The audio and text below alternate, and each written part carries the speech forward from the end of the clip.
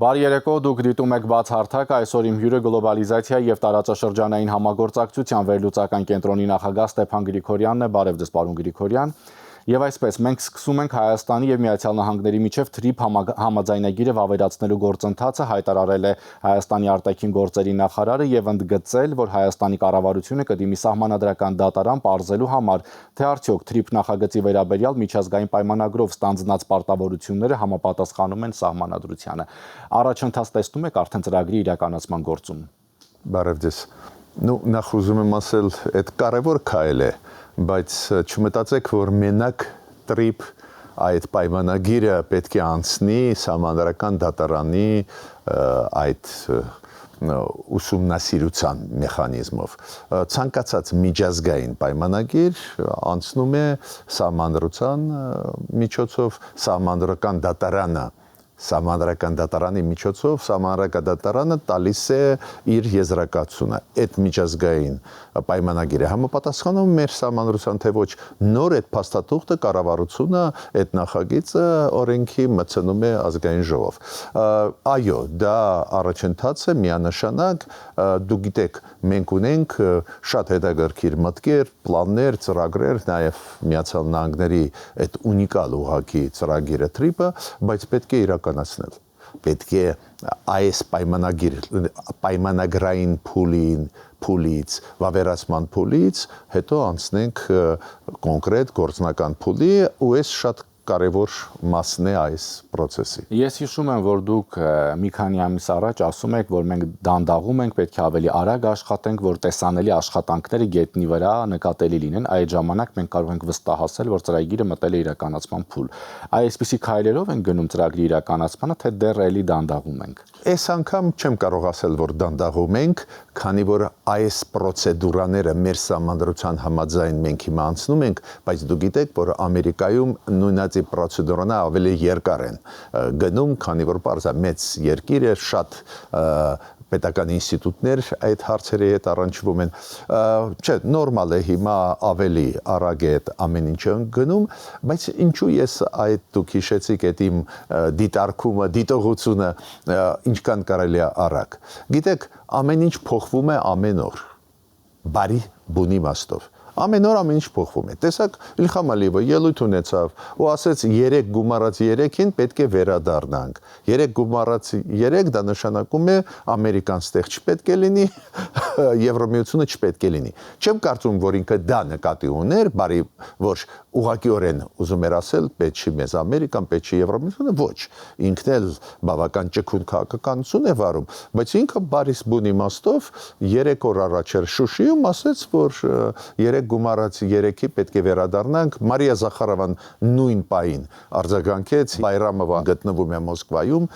3 գումարած 3-ը հիշեցնեմ ձեզ, դա 3 հարավկովկասյան երկրներ, Թուրքիա, Ռուսաստան, Իրան։ Կոպիտ ասած բոլոր հարցերը պետք է լուծենք այս 6 հոգով։ Միջդեռ դա մենք հասկանում ենք, որ մեզ համար դա ձեռնտու չի, Բայց Ռուսաստանը ողջունեց, Մարիա Զախարովան հայտարարեց, որ Ռուսաստանը սպասում է հենց այդ հանդիպմանը, դա կարևոր է։ Այո, բայց միտքս ինչու՞մ է։ Տեսակ, կարծես թե մոռացան 3 գումարած 3-ը։ Նույնիսկ արտգործնախարարների նիստը, որը կամ Երևանում կամ Բաքվում պետք է անցներ անցած տարի ու այս տարի, ոչ Բաքուն, ոչ Երևանը չեն ուզում անցկացնել։ Բայց տեսակ, չգիտես ինչու, ես ունեմ իմ վարկածը, ինչու, բայց չգիտես ինչու Ալիևը վերադարձավ այդ տարբերակին։ Այդ ձեր վարկածն է հետ։ Իմ վարկածը շատ հասարակ է, Միացյալ Նահանգները դա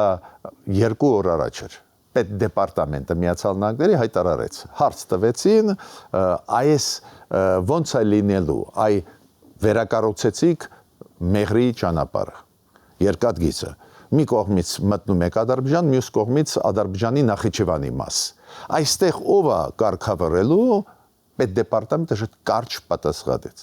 Հայաստանի պետական ինստիտուտները, սահմանապահները եւ մաքսային ծառայությունը։ Վերջ, փագեց այն,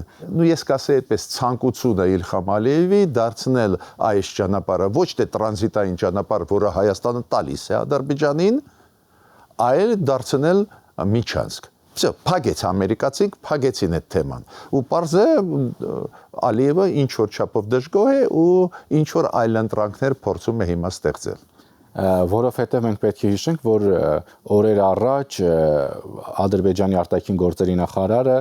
այսպես ասած նորից որակեց դա Զանգեզուրի միջանցք այդ ճանապարհը եւ ասաց, որ իրողությունն այն է, որ այս միջանցքի թե մուտքի թե ելքի կետերը գտնվում են Ադրբեջանի Հանրապետության տարածքում։ Ապրեք, այս պատասխանը պետդեպարտամենտի եւ Բայրամովի խոսքերին են պատասխանը։ Իմացեք, այդ հայտարարությունը մեզ հետ կապ չունի։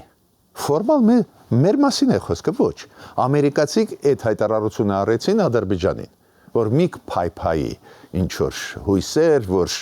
մենք կգնանք ինչ-որ կոմպրոմիսի։ Հայաստանի տարածքային ամբողջականությունը, սուվերենությունը Ամերիկան հարգում է ու այս ծրագիրը, որը Հայաստանի հետ են անում, Հայաստանի հետ է ծրագիրը, այլ ոչ թե ինչ որ մի մաս այդպես կոչված Զանգեզուրի միջանցքի։ Բայց ես դա ոչ թե բացասական կոնտեքստով եմ ասում։ Ես ասում եմ այն կոնտեքստով, որ տեսակ Ալիևը բավական բարդ վիճակում է։ Հիմա ինքը սկսում է խաղալ։ Գումարած 3 ինքը ում համար է ուղարկե։ Այդ մեզ չէր ուղղված։ Դուք կարող եք ասել, ո՞նց մեզ չէր ուղղակ։ Ոչ, դա Ռուսաստանին է ուղղված, որ Ռուսաստան ալի մի հատ մտածեն կարող է դու վերադառնաս Սյունիք Հայաստանի։ Հասկացա՞ք։ Այսինքն տեսեք, այստեղ մի ժամանակ մենք հիշում ենք, որ Սերժ Սարգսյանի կառավարման տարիներին միշտ ասում են կամ չէ, եւի քաղաքականություն։ Հիմա արդյոք նույն Ադրբեջանի նախագահը գնում է եւի քաղաքականությամբ, թե հիասթափություն ունի Արևմուտքից, Միացյալ Նահանգներից եւ փորձում է ինչ-որ կերպ հարցեր լուծել Ռուսաստանի հետ։ Ես համաձայն եմ այս ձևակերպմամբ ձեր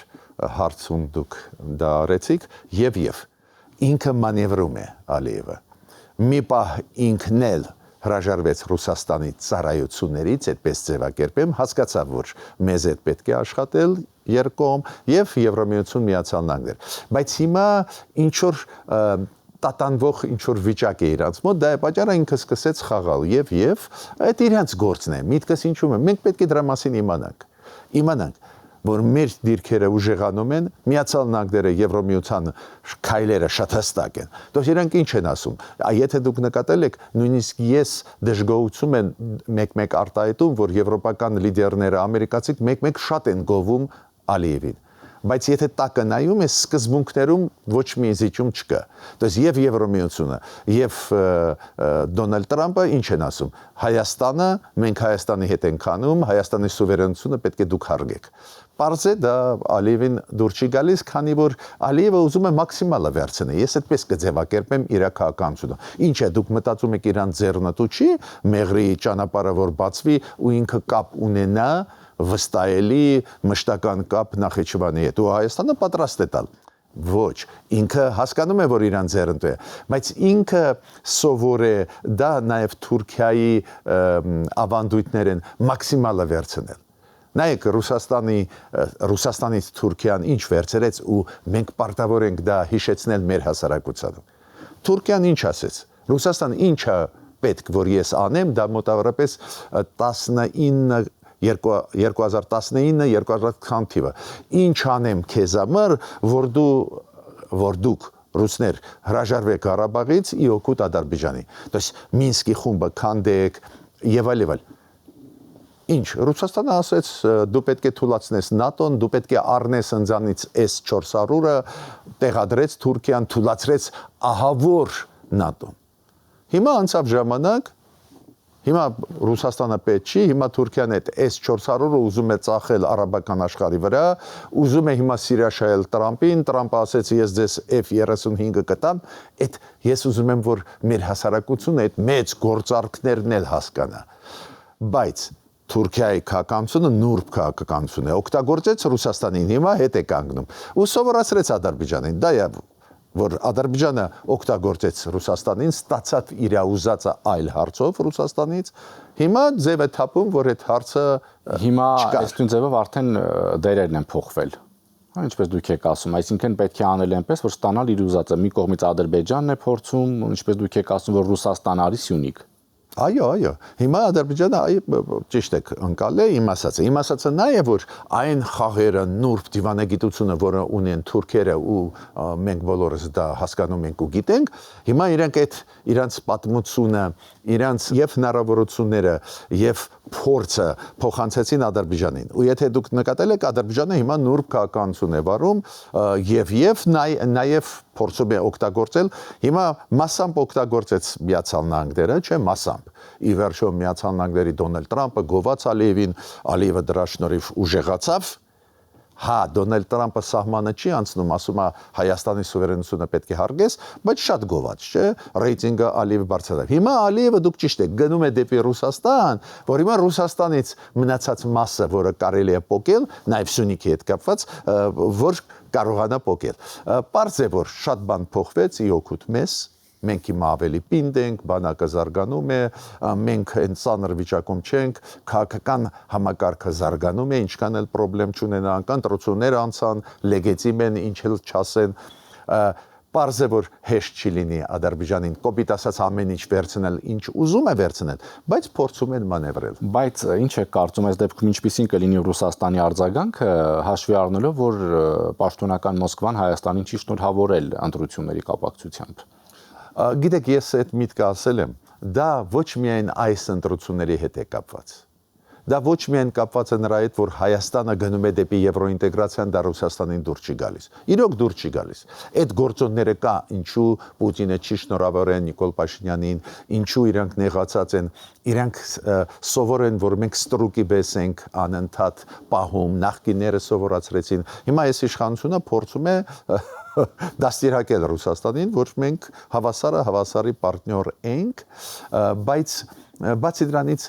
իրոք Ռուսաստանում իմ կարծիքով ես պնդում եմ, որ դա համապատասխանում է իրականության, Ռուսաստանում ուզում են կազմալուծել հայկական պետականությունը։ Հասկանաք, գլոբալ իրանց կարծիքը նա է, որ Մոլդովան, Ուկրաինան, Վրաստանը, Հայաստանը, կենտրոնական ասիական պետությունները չպետք է լինեն լիարժեք անկախ պետություններ։ Ու դա է պատճառը, որ պատերազմ է Ուկրաինայի դեմ, դա է պատճառը, որ նախկինում պատերազմ էր Վրաստանի դեմ, Մոլդովայի դեմ շատ կոշտ քաղաքականություն է կենտրոնական ասիական երկրներ։ Ստեղ մենակ մի վերապահում ես ունեմ Ադրբեջանի նկատմամբ, քանի որ Ադրբեջանը ունի Թուրքիա, այս մասշտաբի գործընկեր, դաշնակից, ստեղ Ռուսաստանը մի քիչ զգուշավոր է, բայց Հայաստանի դեպքում որոշումը իրանց մոտ կա, դա է պատճառը, որ չի փոխում ոչ մի բան։ Իսկ ինչ մեխանիզմներով պետք է փորձեն կազմալուծել, ինչպես դուք եք ասում, որ դուք այսպես ասած ներքին համոզմունք ունեք, որ Ռուսաստանը փորձում է, այսպես դուք հավատում եք ձեր ասածին, դուք վստահ եք, որ Ռուսաստանի նպատակը Հայաստանի պետականությունը կազմալուծելն է։ Մեխանիզմները որոնք են։ Մեխանիզմներից մեկը նա է, որ Ռուսաստանը միակողմանի լուծեց Ղարաբաղի հարցը ի օգուտ Ադրբեջանի, ի վերջո Ռուսաստանը մոռանում են Մինսկի խումբի անդամ էր։ Մինսկի խումբը ինչի համար ստեղծվեց, որ լուծվի այս հարցը։ Ոնց կլուծվի ուրիշ հարց է, բայց լուծվի խաղաղ ճանապարհով եւ այլն։ Ռուսաստանը պատերազմի վերջում 2020 թվականին Պուտինը ասաց, չէ, այս Ադրբեջանինն է։ Ես հիշում եմ ամերիկացիք, ֆրանսիացիք շոկի մեջ էին։ Իրանք ասում էին, «Խի այդ դեպքում մեզ մցրեցիք 30 տարի այդ Մինսկի խմբով մենք այդ հարցով զբաղվում ենք»։ Բայց ես ուզում եմ դուք հասկանաք, հիմա չեմ ուզում անցնել կոնֆլիկտի դաշտ, այդ մեզ պետք չի։ Այսօր Հայաստանը պետք է դեպի խաղաղություն գնա։ Միանշանակ դա ճիշտ է, բայց այդ պետք է փորձը մեր անցած ճանապարհը ուսումնասիրենք, որ հասկանանք։ Ռուսաստանը դա արեց, որ ել ավելի մեզ թույլաtsնել։ Ու ի վերջո ճգնաժամը, որը կար 2020 թվականից հետո, հիշում եք, այդ ճգնաժամը հարցականի տակ էր դնում մեր սուվերենությունը նաև Սյունիքի վրա, այդ մեծ գաղտնիք չի, այդ վտանգների մասին նաև իշխանությունը ասում էր ու ճիշտ էր անում, որ ասում էր Ռուսաստանի փակելը մեր արչև շուկաների ԵԱՏՄ-ի անդամ են, ինչ իրավունք ունեն փակեցին այդ մեծ քայլեր են մեր պետականության դեմ, ուղարկել Հայաստան ինչ որ մարդկանց մեծահարուստ, որ ստեղ ընտրվեն, չունենալով նույնիսկ Հայաստանի քաղաքացիություն,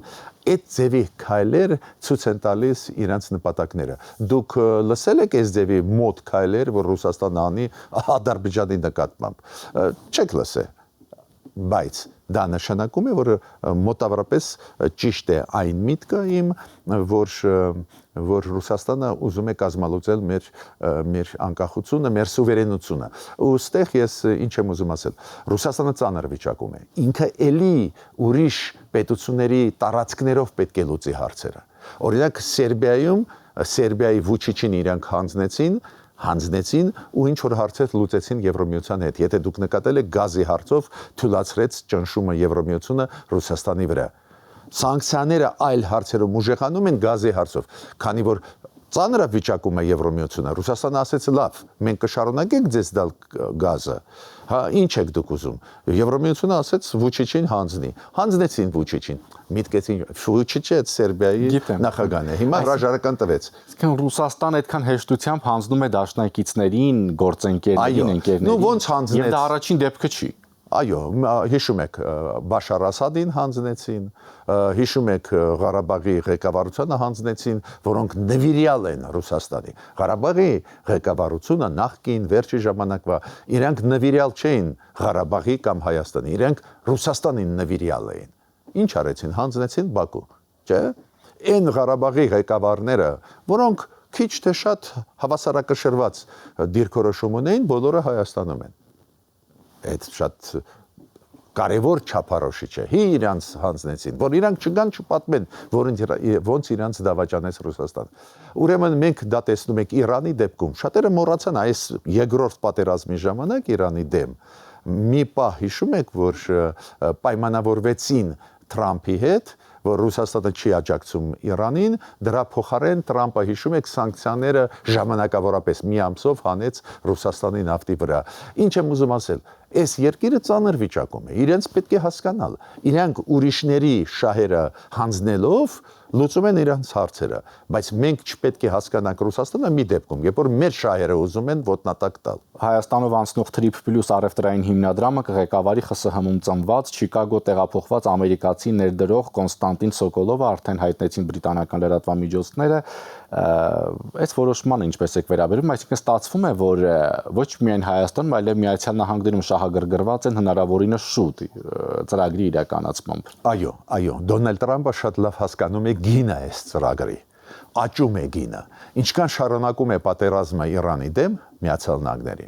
ինչքան այդ նավթի շուկայում, գազի շուկայում անորոշ իրավիճակ է, այնքան գինը այս ծրագրի մեծանում է, քանի որ ծովային ճանապարհները վտանգի տակ են, ուրեմն դու պետք է ցամաքային ճանապարհներ կառուցես, ու այս ծրագիրը, Trip ծրագիրը կապում է, չէ, Եվրոպան, Թուրքիայով, Հայաստանով, Ադրբեջանով, Կենտրոնական Ասիա։ Դա է պատճառը, որ գինը բարձրանում է ու հենց ամերիկացիք շտապացնում են։ Մերոնք էլ աշխատում են, ես այդտեղ դիտողություն չունեմ, բայց շտապացնում են ամերիկացիք։ Մենք խնդրեմ կունենանք մենակ այդ պայից, ինչքան հասկանում եմ, մի 2-3 ամսից սկսվելու է այդ պահը տեխնիկական իրականացում։ То есть շինարարական աշխատանքներ եւ այլ, քանի որ Հայաստանը երկաթգծային շինարարության փորձ մեծ չունի, ստեղ պետք է անպայման ընկերությունները լուրջ բերվեն, ստեղ լուրջ ընկերություններ։ Եվ վերջին հարցը, պարոն Գրիգորյան, դուք առհասարակ ինչ եք կարծում, որ հենց այս этаպում, երբ Ադրբեջանը խոսեց 3+3-ի մասին, արդյոք դա առհասարակ ձեռնտու է այդ հարթակը Հայաստանի Հանրապետությանը, թե ոչ։ Միան 3+3-ը դա հակահայկական ֆորմատ է, մեզ դա ֆորմատը պետք չի։ Հայաստանը կա այս ֆորմատում, բայց դու գիտեք, իշխանությունները ինչ են ասում, 3 գումարած 3-ը մենք կքննարկենք մենակ տնտեսական հարցեր, էներգետիկայի հարց, չգիտեմ, ուրիշ հարցեր մենք չենք քննարկելու այնտեղ, բայց ցանկացած դեպքում դա մեր դեմ ուղղված ֆորմատ է, դա փորձ է Եվրոմիության եւ Միացյալ Նահանգների դերը թույլատրել։ Ոչ մի դեպքում դրան չպետք է գնալ, ես այստեղ մտավախություն չունեմ, որ մեր իշխանությունները կատարեն սխալ, իրանք սխալ չեն կատարի։ Շնորհակալություն։ Հիշեցնեմ իմ հյուրը գլոբալիզացիա եւ տարածաշրջանային համագործակցության վերլուծական կենտրոնի նախագահ Ստեփան Գրիգորյանն էր, շնորհակալություն ուշադրության համար, հաջողություն։